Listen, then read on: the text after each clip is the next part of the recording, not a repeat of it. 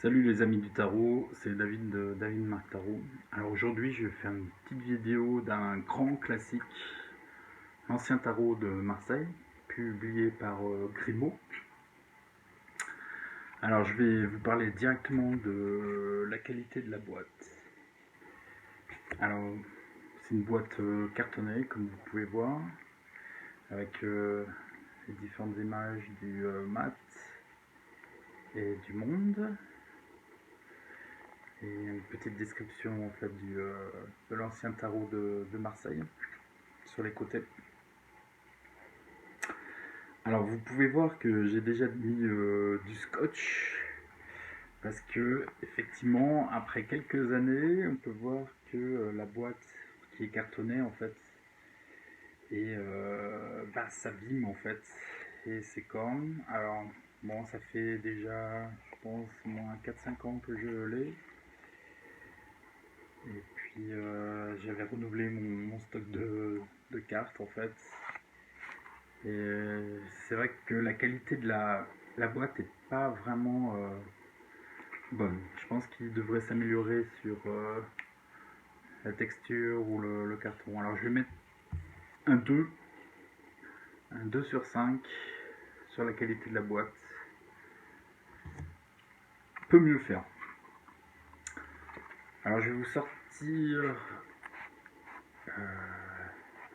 les cartes. Donc les voici. Donc il y a effectivement les cartes, les 78 cartes du tarot classique. Et puis il y a deux petits livrets.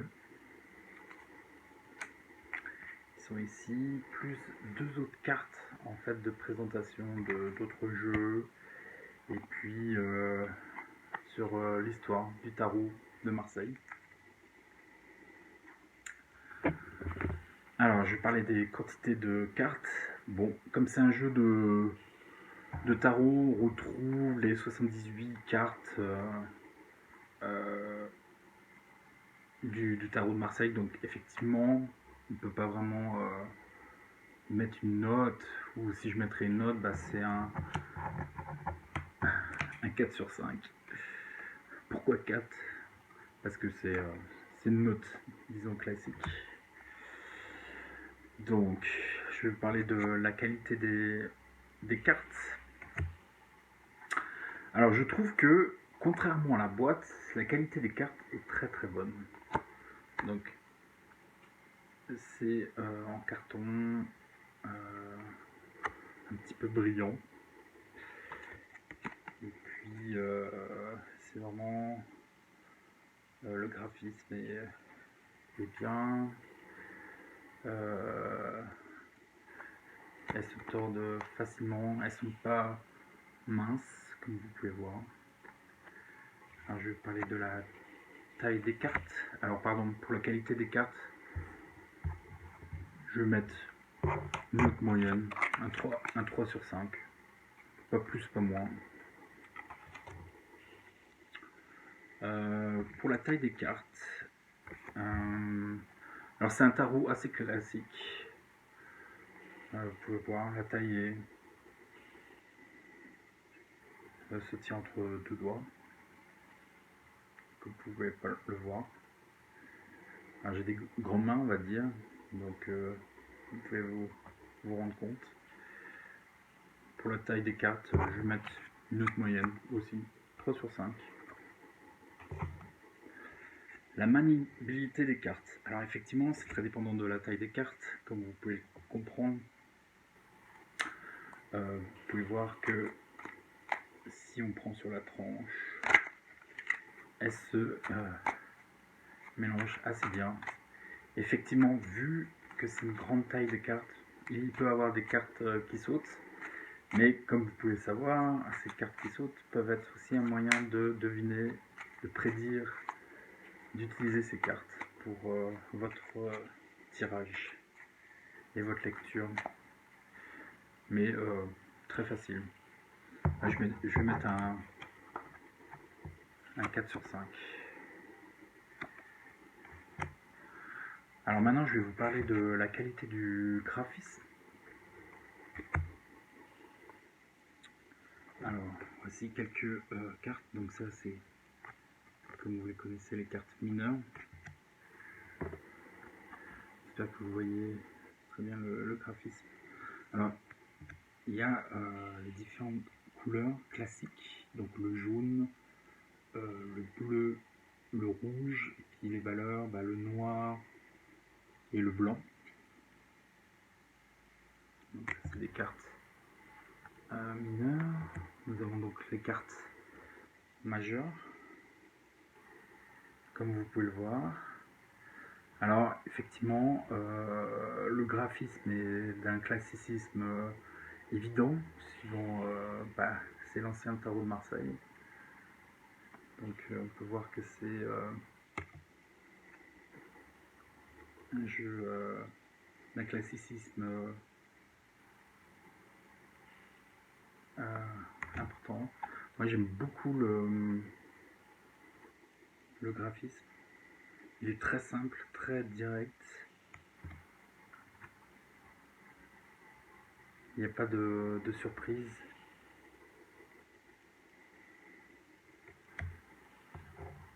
Je vais lui mettre une note moyenne, 3 sur 5.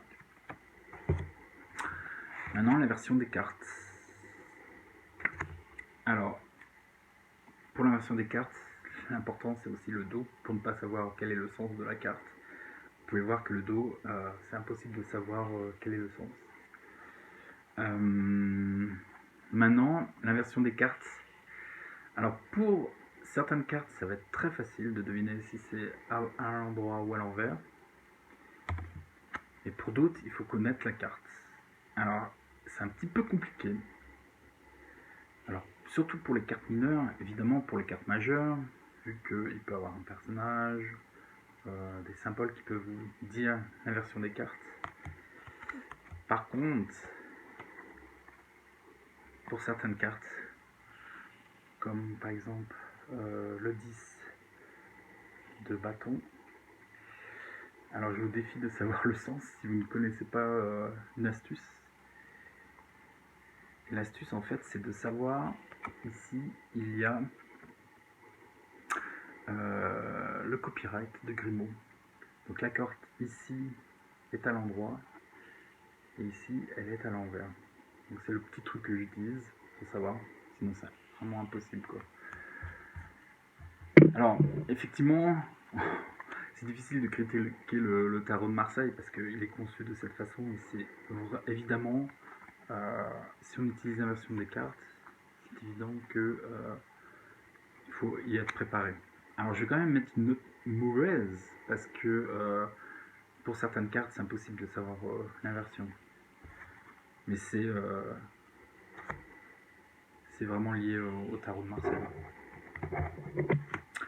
Alors maintenant je vais vous parler du livret, ce que j'en pense. Alors c'est un petit livret, comme vous pouvez voir. Donc il y a deux versions. Il y a une version anglaise, une version française. Et en fait c'est une version, si vous en perdez un, vous avez la deuxième version, le deuxième livret. Alors, vous avez effectivement une description des cartes, des méthodes que vous pouvez voir, des différents tirages, jusqu'à des tirages un peu plus complexes, comme la roue, ou alors des tirages complets, voire des tirages total. Et il y a une petite description de la signification plus l'association des cartes, parce que je trouve ça super intéressant. Et à la limite, si vous êtes débutant, prenez votre livret et puis lisez, entraînez-vous, lisez les cartes avec le livret. Et vous allez comprendre. Donc il y a une partie sur les cartes, les arcanes majeures, et puis la signification aussi des arcanes mineures. Là de même, il y a différentes cartes de cours. Ça, je pourrais vous expliquer un peu plus tard. La signification des cartes.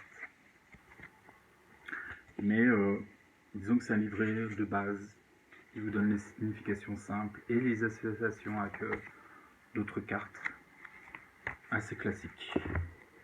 Donc, comme c'est assez classique, je vais mettre une note de 3 sur 5. Le thème des cartes. Alors là, effectivement, c'est un grand classique. Ça raconte aussi différentes choses.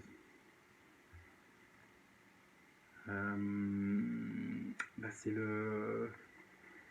aussi les temps anciens, avec des thèmes religieux, avec des thèmes de cours, de rois, de reines, qui sont bien déterminés, qui vont être mis dans les différents tarots, bien sûr. Mais là, effectivement, le thème est très classique et très noble, on va dire. Et moi, j'aime particulièrement. Donc, je vais mettre une note de 4 sur 5. La compréhension des cartes. Alors là, ça va être assez compliqué quand on est débutant. Surtout pour les cartes mineures, parce qu'il faut comprendre ce qu'il y a derrière. Qu'est-ce que est la signification des cartes. Donc il va falloir un peu de travail sur le sujet.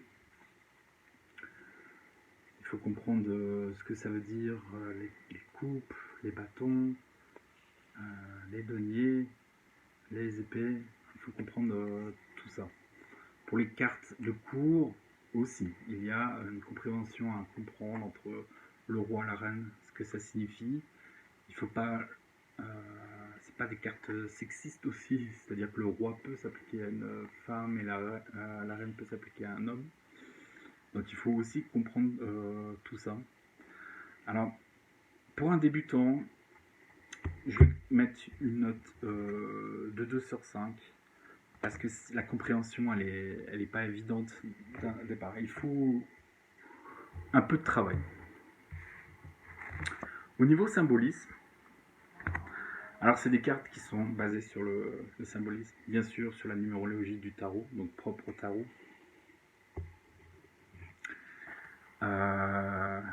Il y a des symboles très très forts, par exemple la roue de fortune.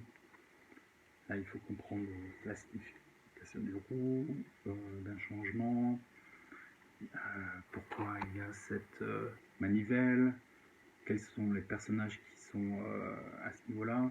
Pour les cartes mineures, il faut savoir la numérologie, bien sûr, et puis le symbolisme lié, par exemple, au bâton, aussi au cœur, par exemple,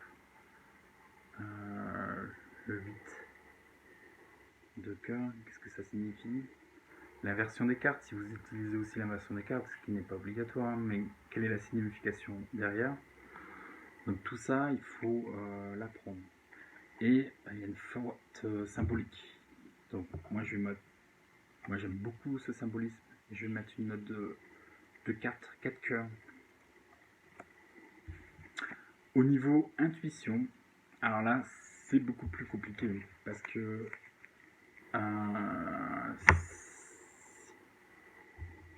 il faut se plonger dans les cartes. C'est-à-dire que pour les cartes majeures, effectivement l'intuition peut être un peu plus grande. Donc pour les arcanes majeures, si on voit un diable par exemple, je pense qu'au niveau intuitif, on peut comprendre directement ce que ça signifie, pardon. Et puis on peut avoir différentes interprétations et suivre un peu notre intuition. Donc le diable, la tentation, évidemment la tentation. Donc l'intuition elle est assez simple. Par contre, si vous tombez sur carte une arcane mineure, le 3 de coupe, il faut savoir ce qu'il y a derrière. Et l'intuition, c'est impossible. Donc Au niveau intuitif, je vais mettre une note de 2 sur 5. Parce que pour moi, il faut quand même un certain travail qui est nécessaire pour développer aussi son intuition. Est-ce qu'on peut utiliser ces cartes pour du développement? Alors effectivement, on peut faire du développement personnel sur justement l'interprétation des cartes et puis avoir un chemin de vie et comprendre ce qu'il y a derrière vraiment les cartes. Moi, je vais mettre une note de 4 sur 5. Au niveau guidance, malheureusement, c'est assez compliqué de faire de la guidance avec du tarot de Marseille, à mon avis. C'est effectivement, ça peut être lié au développement personnel, mais faire de la guidance, ça peut être que sur des choses qu'on va développer nous-mêmes, mais moi personnellement, je peux pas faire de la guidance avec du tarot de Marseille. Je vais mettre une note de 1 sur 5. Et au niveau prédiction, alors le côté magique du tarot de Marseille, c'est que il y a un pouvoir assez fort au niveau prédiction. Pour moi, c'est un des meilleurs jeux. Quand on a une bonne compréhension des cartes, c'est un jeu qui se travaille. C'est assez compliqué d'acquérir, mais au fil du temps, on peut comprendre que on peut avoir des éléments de prédiction et des alors, ce ne sera pas des éléments des fois simples ou une prédiction, comment dire, c'est une prédiction symbolique, c'est-à-dire que c'est tout un ensemble. Mais pour moi, c'est un 4 sur 5. C'est vraiment un jeu qui est fait pour la prédiction. Donc au total, je vais mettre une note générale de 4 sur 5. Pourquoi? Parce que, alors là, c'est vraiment un avis personnel. Ouais, pour moi, c'est un des meilleurs jeux. C'est un jeu très classique, très connu, et puis qui permet vraiment de faire des choses très bien. Il faut savoir aussi que le tarot, c'est un peu un miroir de l'âme. Donc, pour connaître bien la situation actuelle, qu'on a bien compris la symbolique des cartes, je pense que c'est un des meilleurs jeux qui permet de comprendre la situation personnelle d'un client, par exemple, ou sa propre situation, si on arrive à lire pour soi-même. Donc voilà, je vous remercie. Donc l'ancien tarot de Marseille par Grimaud. Et à très bientôt.